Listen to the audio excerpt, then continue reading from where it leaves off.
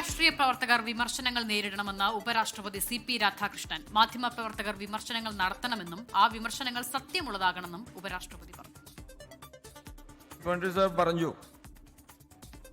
We should face the criticism. വിമർശനങ്ങളെ താങ്ങണം.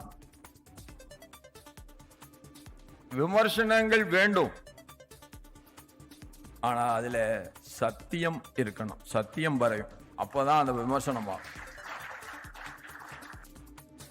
താൻ ഉൾപ്പെടെ എല്ലാ ഭരണകർത്താക്കളും വിമർശിക്കപ്പെടണമെന്ന് മുഖ്യമന്ത്രി VD സതീശൻ പറഞ്ഞു. വിമർശനം ശരിയായ രീതിയിൽ വേണമെന്നും കൂട്ടിച്ചേർത്തു അദ്ദേഹം. മാധ്യമ സ്വാതന്ത്ര്യം തീർച്ചയായും നമ്മുടെ നാട്ടിൽ ഉണ്ടാകണം. ഞാനടക്കമുള്ള ഭരണകർത്താക്കൾ വിമർശിക്കപ്പെടണം. വിമർശനത്തിന് അതീതരായി ആരുമില്ല. എല്ലാവരും വിമർശിക്കപ്പെടണം. നാടിന്റെ പുരോഗതിക്കും വേണ്ടിയിട്ടുള്ള വിമർശനങ്ങൾ ഉണ്ടാകണം. ആ വിമർശനങ്ങൾ ഉണ്ടാകുമ്പോൾ തെറ്റുതിരുത്താൻ നമ്മൾ തയ്യാറാകണം. ആ തെറ്റുതിരുത്തി മുന്നോട്ട് കൊണ്ടുപോകാനുള്ള ഒരു കറക്റ്റീവ് ഫോഴ്സായി കേരളത്തിലെ മാധ്യമങ്ങൾ മാറട്ടെ. ദീപിക ദിനപത്രത്തിന്റെ 140ാം വാർഷിക പരിപാടിയിൽ പങ്കെടുത്ത് സംസാരിക്കുകയായിരുന്നു VD സതീശൻ. വേദിയിൽ മുഖ്യമന്ത്രി VD സതീശന് ഉപരാഷ്ട്രപതി ജന്മദിനാശംസ നേർന്നു.